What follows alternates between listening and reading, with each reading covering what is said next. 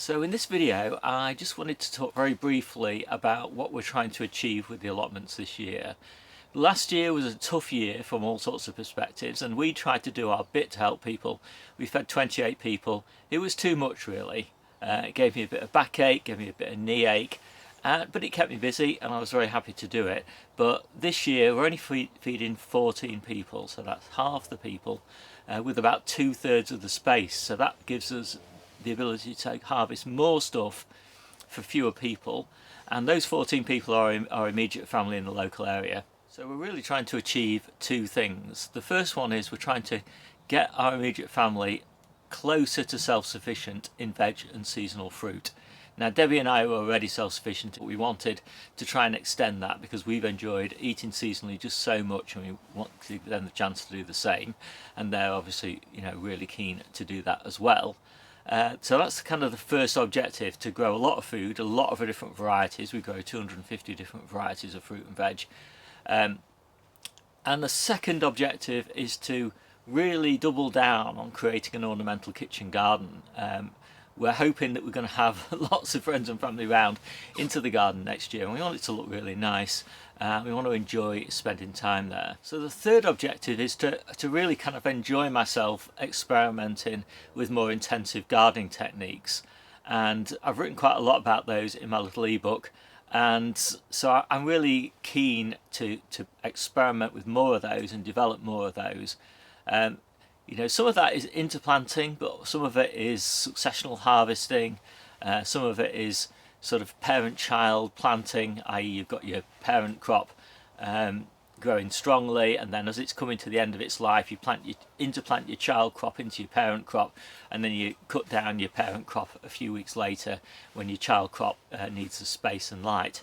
So that's all these sort of more intensive growing techniques. They're all quite a lot of fun for me to try out and try and get the systems locked down, so that I can share those with other people and grow a bit more food. And just as importantly for me, I'm trying to reduce the time that I spend gardening a little bit. Last year it was about 14 hours.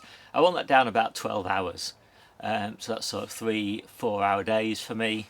And that's just about right. That's the right balance for me in terms of the amount of time I want to spend gardening and the amount of time I want to spend on my other hobbies and responsibilities.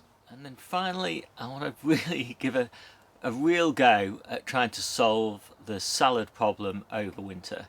Now we have salads all the way through the year. In fact, we have a wide range of veg all the way through the year. We're never really short of anything apart from salads right now.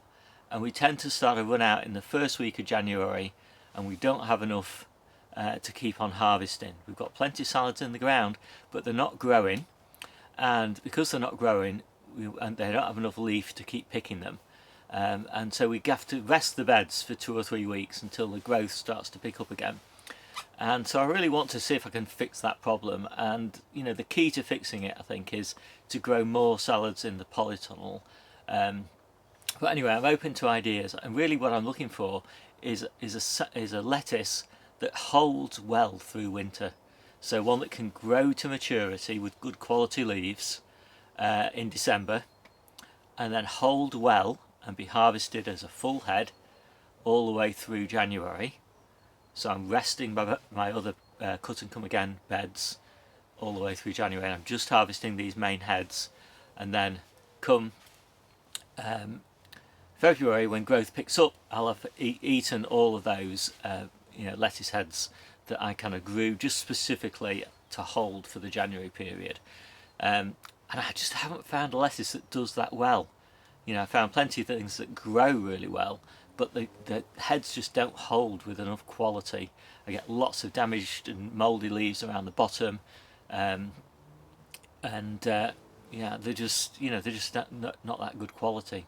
So that's what I'm looking for. So if anybody's got a really good suggestion for a lettuce that looks in top quality condition all the way through January, then I'd really like to hear about that. And I suppose I should say what I'm not trying to do this year is I'm not trying to do anything very impressive. I'm not trying to grow big veg, I'm not trying to grow early veg, particularly I'm not trying to grow early summer veg. I'm just trying to feed the family. That's all I'm trying to do. And I think that's quite important, because I have in the past really tried to push the boundaries in terms of summer veg, and I found that that is just, it's just too much hassle and the rewards are too small. So I'm definitely not going to be doing that. You know, I'm not going to be planting out in early May, for example. I really am going to wait until temperatures have picked up and there really is no risk of frost before I go anywhere near planting summer veg out. And as I said, that's been quite a change from what I've tried to do in the past. But I've just learned really that it really makes sense to push the boundaries in terms of hungry gap veg, because I want to feed the family through the hungry gap. But with summer veg, really the yield that you get from being the first person with tomatoes is just infinitesimal. You know, it really contributes nothing to the diet to have a few early tomatoes for a couple of weeks, by comparison with, you know, £200 or £300 worth of extra food through the hungry gap. So that's quite a big change for me, and I'm actually quite looking forward to it because I think it opens up lots of new possibilities. And because I don't show my veg, I'm not really interested in growing big veg. What I'm interested in is high yield, high intensity planting, just to grow more food for people. And in terms of the YouTube channel, I'm probably going to do a few less videos. I want to put more focus into the ebook and creating video content and other content associated with the ebook. And that's because I've just got a bit frustrated with YouTube as a communications medium. It's just a bit too random. And I'll talk about this when I actually kind of launch the ebook and my rationale behind it. But what I've found is that I just don't want to every year create the same videos. You know, I'm planting my onions, I'm planting my cauliflowers, I'm planting my whatevers, you know, and just for those videos to be exactly the same as the video that I did last year and the year before that and the year before that. I can put that content in the ebook, and if people want to know how to do that, they can just look in the ebook and all the videos will be linked in there. I just don't want to do all these repeat videos year after year after year, because nothing in those basic techniques changes. I'm definitely not looking just to create YouTube content for the sake of it. I really want to create YouTube content that's new and fresh and adds something to the community. And I think the best way to do that is to gradually fill out the ebook with, you know, smaller, shorter videos on specific techniques. They're useful in a chapter where there's 3 or 4 small videos that show individual techniques, but they're not particularly great for YouTube. So those videos probably won't appear in my standard YouTube feed. They'll probably be only accessible through the ebook. As a result of that, as I said, there won't be quite as many videos. But I am still going to do my tour videos, and as I said, plenty of content that'll get embedded in the ebook. But I like the tours, because I'm always looking back at those tours. I find them really interesting because, you know, I'm really always looking at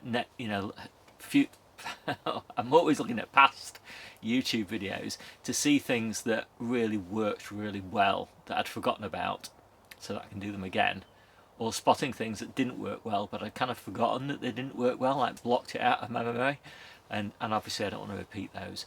So anyway, that's YouTube, and as a result, you know, the other thing that I'm really going to do is just focus on the little ebook a bit. In terms of my database, I'm just leaving the version that I posted, I think middle of last year probably was the last one I posted. I'm just leaving that one as it is. I'm not going to post the updated version that I'm currently working on myself, and that's because I've built a lot of functionality into the current version of the database that's specific for the ebook and my allotment diary and other things like that. And it means that that database is sort of diverged away a little bit from what general gardeners want. You know, it's more specific to be a repository of information that gets surfaced through the ebook, and through, you know, other articles and things that I'm working on. So I don't think I'm going to update it, and I don't think that matters at all to all the people who currently got it, because they've all modified it anyway, so they wouldn't be able to take my update. And I think this nice, you know, that old version is great for newbie gardeners. What I am going to do though, probably in maybe this coming winter, or maybe the following winter. It's a winter project. I might create a simpler version of the database, strip out all the cruft that's sort of built up specific to my needs, and try and get a version that's a little bit more streamlined for the general audience. But I mean, I'm not committing to that. So yeah, and that is pretty much everything that I'm looking at doing for this year. Now, I know I said I was going to start with 2 objectives and I rambled on for 3 or 4 or 5. Whenever I say something like, here's my 3 top tips, I always give 5. I can never constrain myself. But anyway. And then the last thing is, and this is really near and dear to my heart, I want gardening to become a social experience again. This year it's just not been that. You know, we've not allowed other people on the plot, family can't come to visit, we can't have parties in the garden. You know, it's just, you know, it's been a very enjoyable solitary experience, but it would be really nice for it to be a nice social experience again. Chatting to fellow allotment holders, you know, walking around people's plots, chatting about gardening, and, you know, having the family and the kids, the grandkids and everything, and friends, kids and all that coming around and enjoying the gardens. It will be, well, that's what I'm really looking forward to. Anyway, my name's Steve, this is the Seaside Kitchen Garden and Allotment channel, and I'll see you soon.